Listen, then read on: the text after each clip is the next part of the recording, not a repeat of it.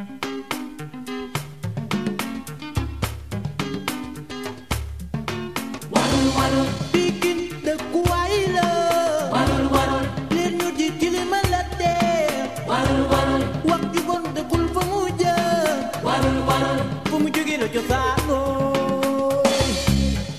les thématiques portant sur les violences basées sur le genre, les violences symboliques au sens bourdieu du terme, et ce que j'appelle moi les violences ordinaires, qui n'existent pas en termes de classification, mais qui sont en fait qui peuvent être approchés à tout ce qu'on appelle des microagressions en règle générale. C'est tous ces avis, conseils, compliments non sollicités que vous pouvez recevoir une fois en passant qui peuvent rester. C'est toutes ces injonctions que vous pouvez recevoir qui ne vous font pas forcément du bien. Donc j'écris sur ces questions-là depuis un certain nombre d'années. Maintenant, en tout cas, je publie dessus depuis 2017 environ. Et cette année, j'ai lancé un podcast qui s'appelle Conversation féminine. Et donc, Conversation féminine, en fait, je reçois des femmes. Dans cette saison, j'ai reçu que des femmes sénégalaises ou d'origine sénégalaise qui, elles, ont marqué l'histoire du Sénégal d'une manière ou d'une autre dans leurs domaines respectifs. Et l'idée de ces conversations avec ces femmes-là, c'est qu'elles sont toutes arrivées soit à un certain âge ou à une certaine place. Et dans les deux cas, c'était de pouvoir les discuter avec elles sur ce qu'on appelait cette place-là, quelle place leur avait été destinée, qu'est-ce qu'elles en ont fait, qu'est-ce qu'elles ont dû affronter, quels ont été leurs parcours de vie, à quel moment de leur vie ont-elles décidé que non, ça ne se passerait pas comme ça et ce n'est peut-être pas ce que je veux pour moi. Et aujourd'hui, avec le recul, si elles devaient envisager quelque chose comme étant leur legs, qu'est-ce que ce serait? Et j'ai eu la chance extraordinaire de parler avec des femmes, toutes incroyables. Nous sommes au 19e épisode. Celui qui est sorti, on est vendredi, celui qui est sorti mardi, c'est avec le professeur Fatso, la sociologue. On a eu le professeur Ndioro Ndiaye, on a eu Thiabaka Marassi, on a pu parler avec Marie-Madeleine Diallo. Et toutes ces conversations, si je cite les 19 femmes, je risque de me... Voilà. On a eu ces conversations aussi pour une autre raison. La première est personnelle. C'est que je suis une très grande nostalgique d'un temps que je n'ai pas connu.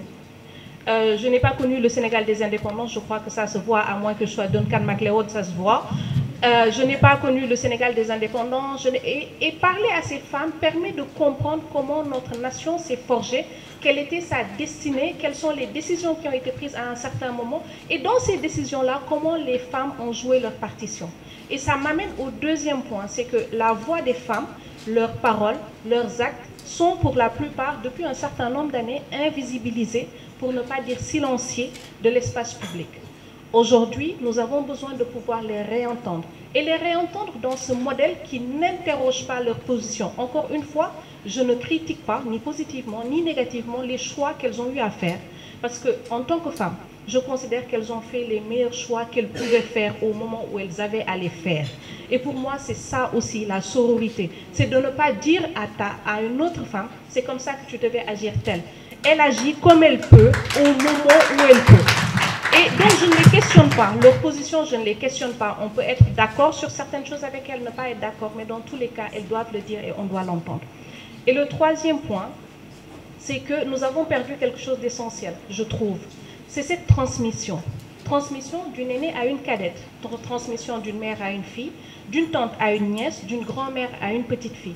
Et nous avions des cercles de transmission qui étaient féminins, qui étaient nos espaces de liberté en tant que femmes, en tout cas, il y a un certain nombre de décennies. Et ces espaces qui étaient exclusivement féminins, où le regard de l'homme ne se posait pas sur nous ou sur notre manière d'être, en tout cas physiquement dans cet espace-là, parce qu'on sait qu'il peut se poser de X autres manières et il imprègne même nos attitudes et nos manières d'être. Mais dans ces espaces-là, nous avions un peu plus de liberté pour pouvoir aborder un certain nombre de sujets. Donc, recréer ces espaces-là et parler en toute intimité. Parler en toute intimité en respectant aussi autre chose qui est un principe chez moi, c'est de ne pas pousser mes invités dans des, on va dire, dans des lieux qu'elles ne veulent pas visiter. Parce qu'elles ont des choses qui leur appartiennent à elles ou qu'elles ont partagées avec d'autres et qu'il n'est pas de mon rôle de devoir questionner. Mais collecter toutes ces informations-là, faire ce travail-là et le retransmettre. Et le dernier point, qui est le point le plus important pour moi, c'est que j'ai une fille adolescente maintenant, et quand on parle beaucoup, et en termes de rôle modèle, elle a plein de rôles modèles en fait, que je trouve génial. Elle les choisit comme elle veut, mais je me rends compte qu'il y a une méconnaissance très profonde des luttes des parcours d'un certain nombre de femmes qui nous sont beaucoup plus proches. Pas seulement proches de manière géographique, mais proches de manière culturelle. Et que nos histoires ne sont pas racontées depuis nos centres. Ils sont racontés depuis d'autres centres et nous nous retrouvons à la marge d'une histoire qui est censée être la nôtre, qu'on doit raconter nous-mêmes, avec nos mots, à partir de nos centres et selon notre perception et la manière que nous avons de les entendre et que ça résonne. Et j'ai voulu offrir aussi cela à ma fille et faire en sorte que cette génération-là, qu'il participait à ce qu'il y ait une redéfinition de rôle modèle, qu'il y ait un changement dans le narratif et qu'il y ait une réappropriation de cette histoire. Parce que même moi, en tant qu'activiste, si je n'étais pas particulièrement curieuse des luttes, il n'y a rien sur Internet qui nous concerne. Il n'y a rien. Et c'est comme ça que je participe dessus. Très simplement, quand je prends le Sénégal, il n'y a que les femmes activistes de notre génération qui savent qu'il y a eu un mouvement qui s'appelait Yewi Yewi. Si vous n'êtes pas activiste, vous n'êtes pas au courant. Et pourtant, Yewi Yewi est la première association clairement féministe. Il y a eu d'autres associations un peu avant avec les Annette Mbaye d'Erneville, etc. Mais quand Marie-Angélique Savané, les Côtes de Bob, etc. ont mis en place cette association, elle se réclamait clairement féministe et ils ont porté des combats. Quand on pense que nous sommes radicales, sachant que radical est une juste réappropriation d'un stigmate qu'on nous mettait, mais le radical, ce n'est rien d'autre que repartir depuis la racine, traiter les problèmes à la racine. Donc quand nous nous accusons d'être radical, nous ne le sommes pas. Aucune d'entre vous ne l'est. Quand je parle avec ces femmes-là, en tout cas ces femmes sénégalaises-là, ce qui sort après, c'est que nous sommes complètement molles. Il y a très peu d'entre nous qui accepteront d'aller dormir en prison parce que nous sommes en train de défendre notre femme. C'est ça la vérité. Il n'y a aucune d'entre nous qui fera ça. Et je vais reprendre le cas de Eugénie Ao, qui est un de mes plus gros regrets de ne pas avoir pu l'enregistrer, alors qu'elle a été la première femme à avoir accepté mon invitation. Eugénie Ao a perdu une grossesse en prison. C'est quand elle est décédée que les témoignages qui sont sortis sur les réseaux sociaux, on l'a appris de cette manière-là. Pourquoi? Parce qu'elle était une militante de gauche, elle était une militante pour les libertés et les droits. Ils étaient dans la clandestinité. Ces femmes que vous voyez, les Marie-Angélique Savané, les Mariam Wanli, les Côtes de Bob, etc., à un moment de leur vie, elles ont toutes été dans la clandestinité. Parce qu'avant, aujourd'hui, nous avons Internet. Je me réveille, je peux péter un plomb sur le député à l'Assemblée nationale qui a fait quelque chose qu'il ne devait pas.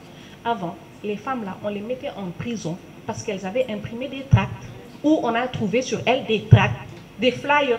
C'est totalement délirant à notre niveau de l'entendre. Je n'aurais pas dû utiliser ce mot, est problématique quand même, mais c'est pas grave. C'est un souci pour elles, même quand elles nous voient. Quand elles nous voient comment agir, comment on agit. Et la liberté que nous avons de pouvoir dire ces choses, de nous voir complètement limite raide, limite conciliante, c'est toujours pour elles un grand questionnement. Et tout à l'heure, il y a eu sur beaucoup d'interventions où je voulais revenir, donc j'ai dû prendre des notes pour ne pas moi-même perdre le fil.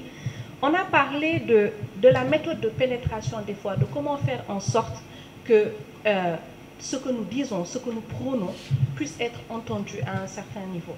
L'épisode qui sort dans une quinzaine de jours, je l'ai enregistré avec Mme Mariam Wanli. Pour ceux qui connaissent un peu l'histoire politique du Sénégal, ça a été la première femme leader de parti politique et la première femme à avoir osé poser sa candidature pour la présidence de la République en 2000. Même si elle n'est pas allée jusqu'au bout du processus, mais elle a été la première à l'avoir fait. Et elle me dit en fait quand il voulait, parce qu'elle venait d'une famille privilégiée parmi bien d'autres femmes, et quand elle voulait réellement entrer dans un milieu posé, elles acceptaient par exemple d'aller travailler dans des usines, d'être employées comme journalières dans des usines et de pouvoir parler à certaines couches de population. Elle n'y allait pas comme nous le faisons avec nos sabots, en arrivant quelque part en disant cette manière que vous avez, mais pourquoi est-ce que vous servez votre mari, pourquoi est-ce que vous acceptez de faire ça? Non. Elles allaient s'intégrer dans le milieu-là, travailler avec ce milieu-là, évoluer avec ce milieu-là et commencer à apprendre les bases. On commence avec les bases. Et c'est par la formation, par l'acceptation d'entrer dans la manière de fonctionner de ce milieu-là qu'elles arrivaient à faire en sorte que les choses puissent évoluer. Et vous l'entendrez dans le prochain épisode. Quand on prend une autre femme telle que Marie-Angélique Savané, qui a toujours refusé, elle, le musellement, et pourtant elle l'a subi. Ces 10 dernières années, à un moment, on connaît une Marie-Angélique Savané extrêmement forte. On a vu une Marie-Angélique Savané qui s'est effacée de la vie publique pendant presque une dizaine d'années.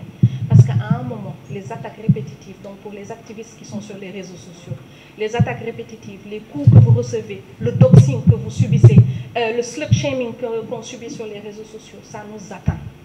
Et donc, il va falloir aussi savoir apprendre à se préserver. Ne pas hésiter à se retirer de temps en temps, recharger ses batteries et faire en sorte de pouvoir revenir beaucoup plus fort. Parce que l'inversion de stigmate est une réalité qu'on nous applique, alors qu'en réalité, c'est nous qui devons faire en sorte de l'appliquer à autrui et ce n'est pas forcément évident. Sur les données concernant les violences basées sur le genre et les féminicides, il n'y a pas de données centralisées.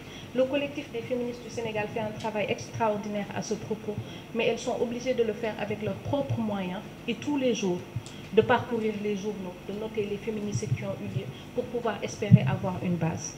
Et sur les viols toujours, quand on parlait tout à l'heure des violences, Madame Diouf parlait des violences que subissent les femmes, Madame Raes en a parlé aussi des violences que subissent les femmes. Je lisais ce matin que dans les études qui ont été faites, il y avait sur 96%, sur 100 cas de dénonciation de viol, les 96 étaient avérés.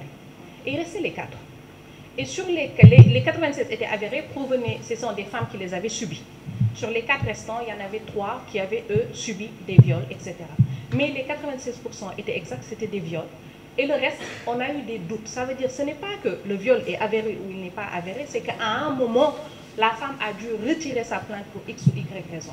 Et on s'est rendu compte aussi que sur 100 viols déclarés, c'est 3 hommes qui étaient violés. Donc on va faire un mix match très simple.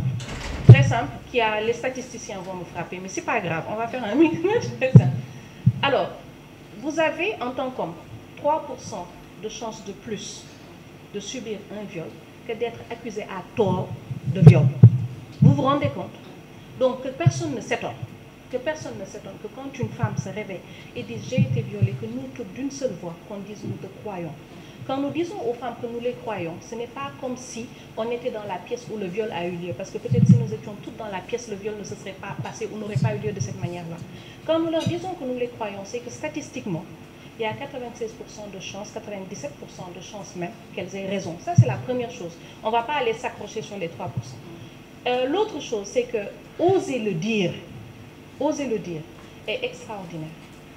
Et que nous appuyons et nous soutenons le fait que cette femme ait osé le dire et osé l'exprimer de cette manière-là. Et nous la soutenons, peu importe l'issue. Parce que ce que nous savons aussi, c'est que dans de très très très rares cas, que nous arrivons jusqu'à un procès et jusqu'à une condamnation. Et l'AJS nous le répète depuis 2019-2020, depuis que la loi criminalisant le viol a été votée, je parle sous le contrôle de Wasso, il n'y a eu aucune condamnation pour viol au Sénégal. Tous les faits présentés à la justice ont été requalifiés en soit détournement de mineurs ou voilà, exactement, voilà, ont été requalifiés. Ce qui veut dire quelque part que plus ou moins on obtenait de meilleures condamnations quand c'était un délit que quand c'est devenu un crime. Parce que ce qu'il ne faut pas qu'on oublie, c'est que ceux qui jugent, ceux qui représentent, ils sont issus de notre société-là, de la même société, où dans nos têtes, nous considérons que les femmes veulent pourrir et détruire la vie des hommes, alors que nous savons que ce n'est pas le cas. S'il y a des personnes qui ont leur vie qui sont détruites, s'il y a des personnes qui ont leur vie qui ont été complètement ravagées au sens premier comme au sens secondaire, ce sont des femmes et ce ne sont pas des hommes. Donc voilà.